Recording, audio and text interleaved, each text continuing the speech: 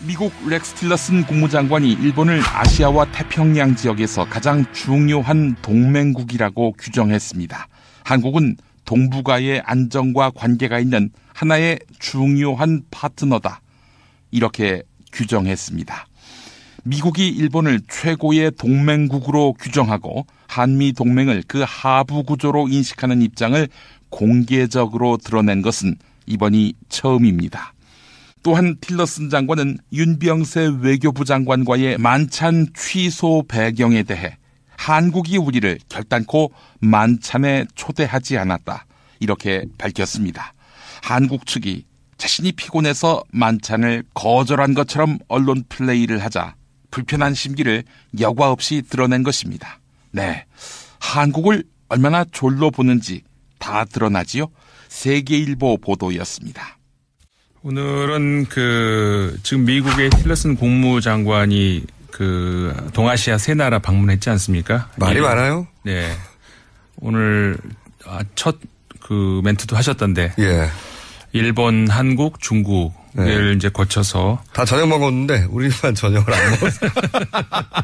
게다가 저녁 먹자고 했는데 안 된다고 그랬어요. 근데 그거는 네. 좀 사실관계를 진짜 어느 쪽이 맞는지 좀 뭐 중요한 얘기 아니고 뭐 밝혀지지 않아도 될지 모르겠습니다만은 어쨌든 사실관계가 지금 정확하게 나와 있지 않은 것 같아요.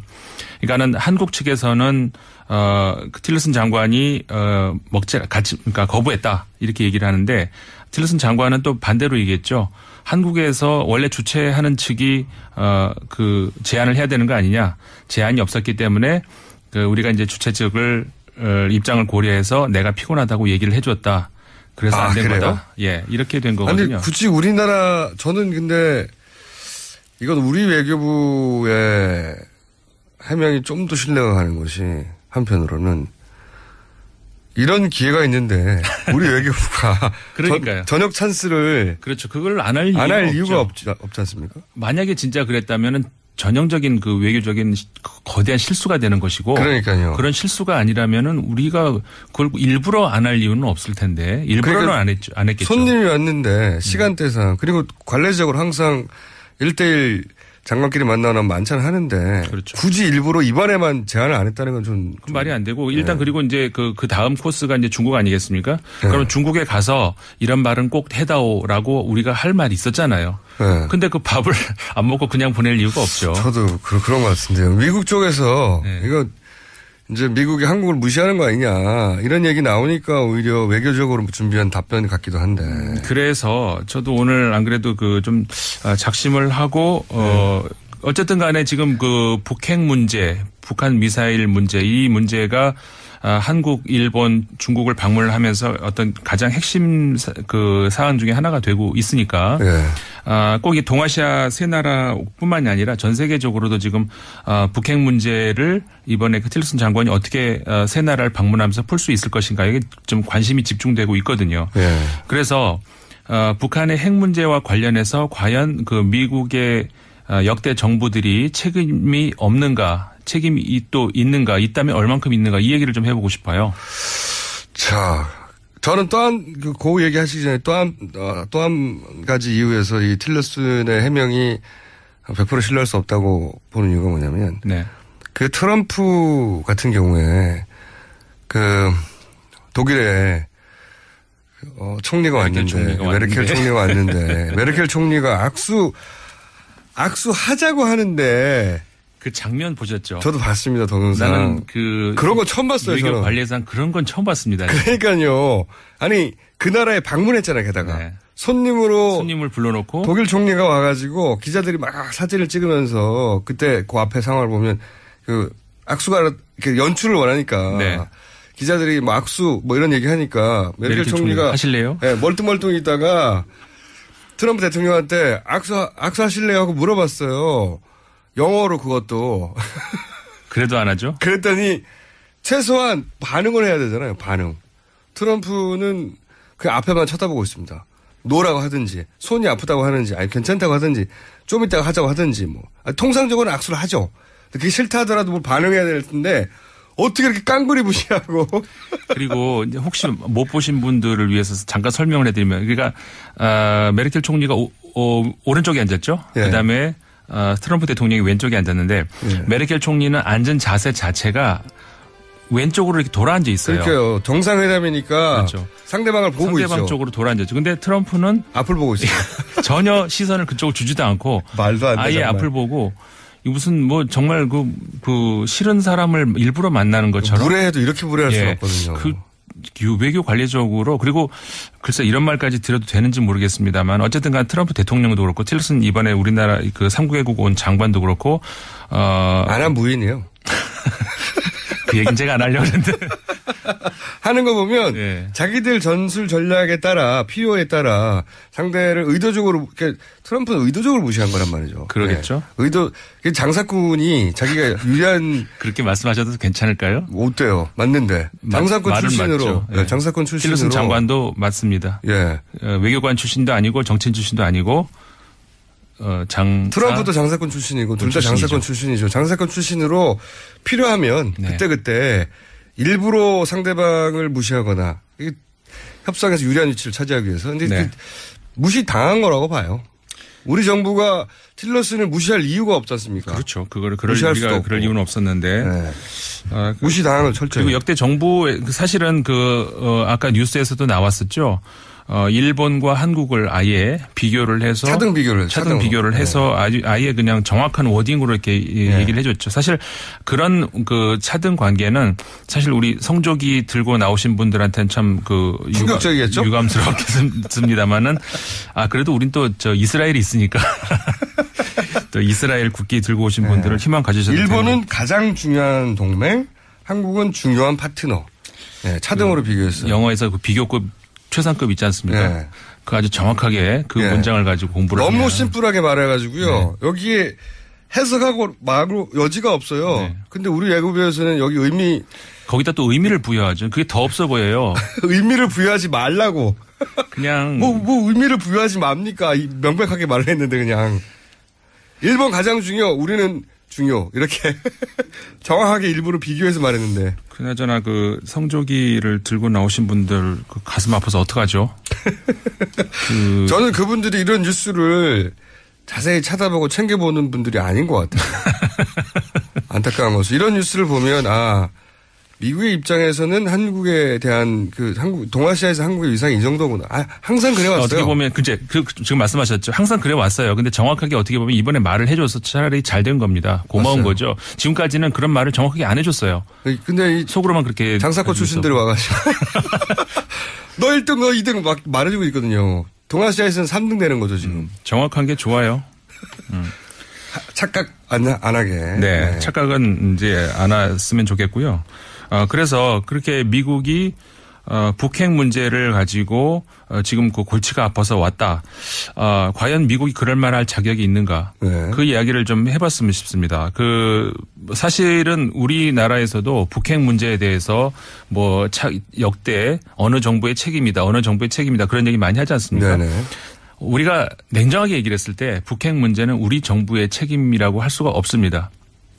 미국 정부의 책임이라고 해야 되는 거죠. 북핵이 기본적으로 네. 한반도에 쏠려는 게 아니에요. 생각해 보세요. 핵을 얼마 떨어지지도 않은데 남한에 쏘면 북한도 못 쓰는 땅입니다. 그게. 일단은 그러니까는 북한이 핵에 집착을 하는 이유는 미국과의 교섭력, 협상력을 높이기 위해서 하는 것이고. 그렇죠. 처음에 왜 미국과의 협상 카드로 핵을 택했느냐. 그거는 이제 80년대 말 90년대 초로 가야 되죠, 사실은. 그러니까는 1차 핵 위기라고 하는 그 NPT 탈퇴 그 즈음이 그러니까는 90년대 초반 93년 아니겠습니까?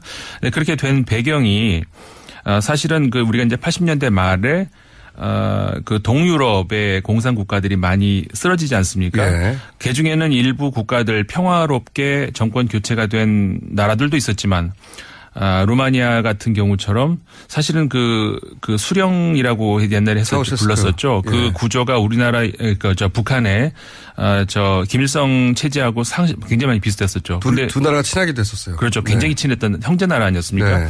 그런데 차우세스쿠가 아주 비극적인 최후를 맞았죠. 그렇죠.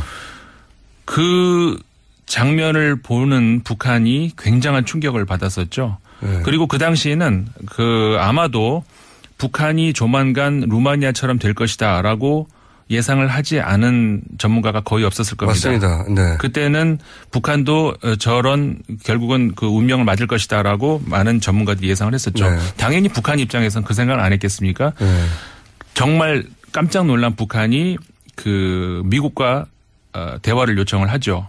그러면서 평화협정 얘기도 해요. 예, 그 제안을 한 것이 미군 한국에 남한에 주둔해도 좋다.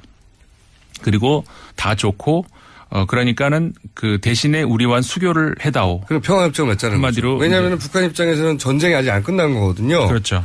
보통 전쟁이 끝나면 바로 평화협정부터 맺는데 우리는 인류사에 이런 경우가 없어요. 전쟁이 끝났는데 60년 이상 협정을 안 맺는 거죠, 지금. 협정을, 평화협정을. 그렇죠. 예. 그러니까 정전만 돼 있는 거죠, 정전만. 그렇죠. 정전 상태로 어정쩡하게 남아있는 상태에서 그러니까 북한 입장에서는 살려만 주면 다른 거 다 우리가 양보하겠다. 이제 이런 그 제안을 한 셈이죠, 미국한테. 그때 했었습니다. 예. 그때가 이제 92년인데 그 아버지 부시 때였죠. 예.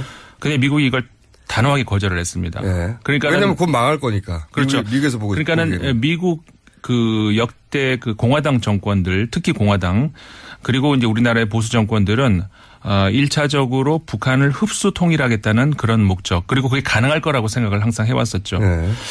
그러니까는 금방 망할 나라를 우리가 왜 해주냐 이런 생각을 오판을 한 거죠. 한마디로 말해서. 네. 어쨌든 간에 결과적으로 지금까지 안 됐지 않습니까?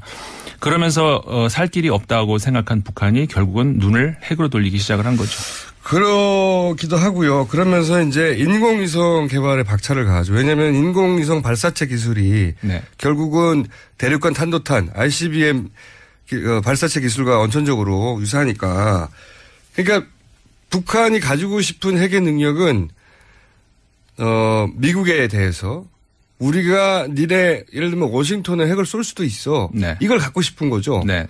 그러니까 우리를 멸망시키려고는 하지 마. 협상의 대상으로 삼아. 이게 이제 물론 핵 보유 양으로 따지면 북한이 10개를 가지든 20개를 가지든 게임이 안 되는 것이 미국 핵 잠수함 한 대에 들어있는 핵의 양이 더 많아요. 그렇죠. 북한 그러니까 전체가 소유한 것보다. 또 1대1 대결 양 그런 게 아니고 사실은 그 고양이한테 몰려있는 쥐 같은 그런 입장이죠. 그러니까는 구석에 몰린 마당에 더 이상 뒤로 갈 데가 없잖아요. 네. 그러니까는 목숨을 걸고 매달린 건데 핵에 매달린 건데 어떻게 보면 참 이렇게 그 미국하고 우리나라하고 북한하고 적어도 이제 80년대 말 이후로 정권 교체들을 이렇게 쭉 보면은 어떻게 보면 참 이렇게 우리가 어떻게 표현을 해야 될까요? 엇박자. 운이 없다 그래야 될까요? 어떻게 그렇게 안 맞을까 싶을 정도로. 이쪽에 진보 정권이 탄생하면 저쪽에 보수 정권이 나오고 네. 엇박자. 이상하게 안 맞아요. 그러니까 네. 사실은 우리나라 보수 정권 중에서 그나마 그 안보 그다음에 대북 전략 이런 거에서 그나마 굉장히 그 진보적이었다 상대적으로 할 수 있는 노태우 정권 당시 그때 미국은 아버지 부시 정권이 네. 있었죠. 같이 가서. 그다음에 김영삼 정권이 들어서면서 클린턴 정부가 왔었고 그나마 살짝 그래도 비슷한 어떤 노선을 취할 수 있었던 그 정권이 겹쳤던 것이 김대중 정권과 클린턴 정권이 한 3년 정도 겹쳤던 거. 그래서 클린턴 정권 말기에 네. 마지막에 카터가 방문하고 네. 그다음에 사실은 평화협정이 맺기 직전까지 갔었죠. 그 3년간이 어떻게 보면 조금만 더 연장됐으면 어땠을까 아쉬운 정도의. 6개월에는 한 달 만에 연장됐어도. 네, 맞습니다. 예, 그때 평화협정에 맺어서. 사실 그때가 황금기였다고 할 수가 있는데 그 노벨 평화상 김대중 대통령 노벨 평화상도 그 사이에 나왔었고요. 네. 정말 안타까운 기간이에요. 네. 그러면서 이게 클린턴 정부가 끝나면서는 바로 부시 정부가 다 뒤집어 엎어놨죠. 다 뒤집어졌죠. 그래서 그게 이제 2001년도에 부시가 집권을 한 이후로 한 2003년 정도부터는 모든 그 대북 압박이 본격화되고 그때까지의 그 경수로 지원이라든가 이런 것 전부 다 이제 무효화되고 이렇게 되면서 다시 북한은 더 이상 기댈 곳은 없다. 플루토늄에서 이제는 우라늄 쪽으로 이제 시선을 돌리죠. 알겠습니다. 오늘 여기까지 하고요. 네. 영어로 그것도 그래도 안 하죠. 그랬더니 최소한 반응을 해야 되잖아요. 반응. 트럼프는 그 앞에만 쳐다보고 있습니다. 노라고 하든지 손이 아프다고 하든지 아니 괜찮다고 하든지 좀 이따가 하자고 하든지 뭐 통상적으로는 악수를 하죠. 그게 싫다 하더라도 뭐 반응해야 될 텐데 어떻게 이렇게 깡그리 무시하고. 그리고 이제 혹시 못 보신 분들을 위해서 잠깐 설명을 해드리면 그러니까 메르켈 총리가 오른쪽에 앉았죠. 예. 그다음에 트럼프 대통령이 왼쪽에 앉았는데 예. 메르켈 총리는 앉은 자세 자체가 왼쪽으로 이렇게 돌아앉아 있어요. 그러니까요. 정상회담이니까 그렇죠. 상대방을 보고 있죠. 상대방 쪽으로 돌아앉았죠. 근데 트럼프는 앞을 보고 있어요. 전혀 시선을 그쪽으로 주지도 않고 말도 안 돼. 아예 정말. 앞을 보고 무슨 뭐 정말 그 싫은 사람을 일부러 만나는 것처럼 무례해도 이렇게 무례할 수는 없거든요. 그 외교 관리적으로 그리고 글쎄 이런 말까지 드려도 되는지 모르겠습니다만 어쨌든 간 트럼프 대통령도 그렇고 틸러슨 이번에 우리나라 그 3개국 온 장관도 그렇고 안 한 무인이에요. 그 얘기는 제가 안 하려고 했는데 하는 거 보면 예. 자기들 좀 관심이 집중되고 있거든요. 예. 그래서 북한의 핵 문제와 관련해서 과연 그 미국의 역대 정부들이 책임이 없는가, 책임이 또 있는가, 있다면 얼만큼 있는가 이 얘기를 좀 해보고 싶어요. 자, 저는 그 얘기 하시기 전에 또 한 가지 이유에서 이 틸러슨의 해명이 100% 신뢰할 수 없다고 보는 이유가 뭐냐면, 네.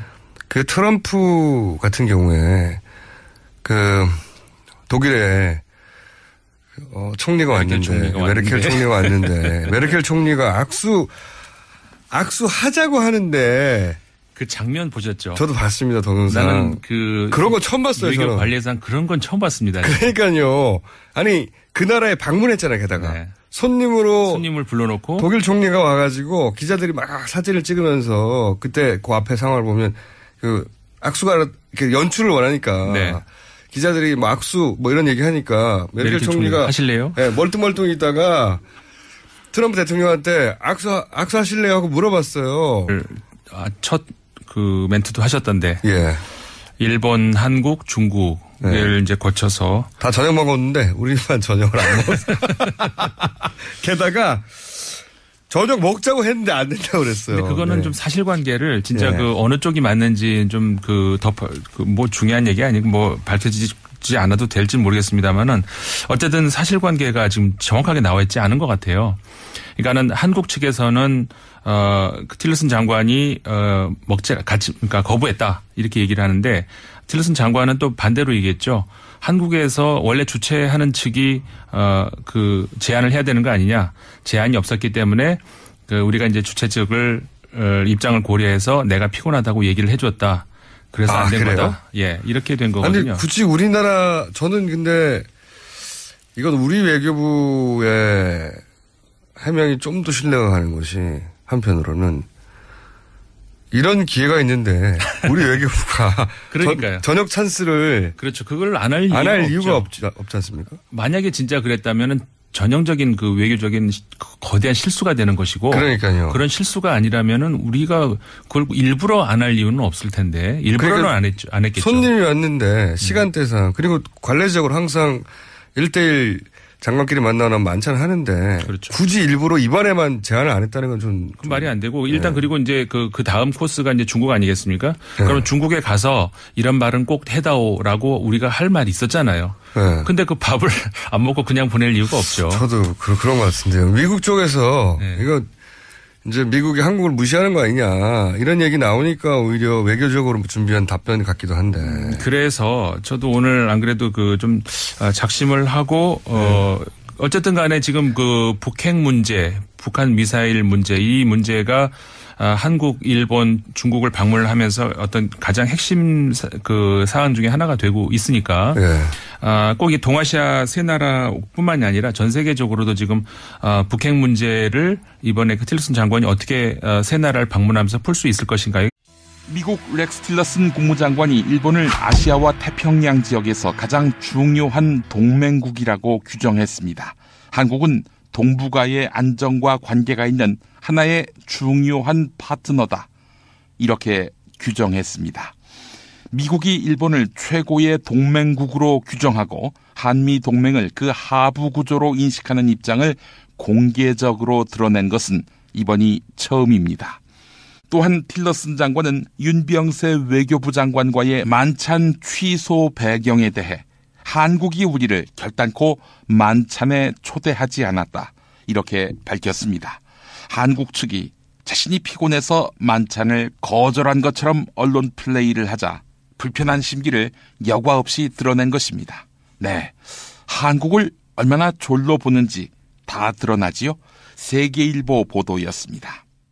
오늘은 지금 미국의 틸러슨 국무장관이 동아시아 세 나라 방문했지 않습니까? 말이 많아요? 네.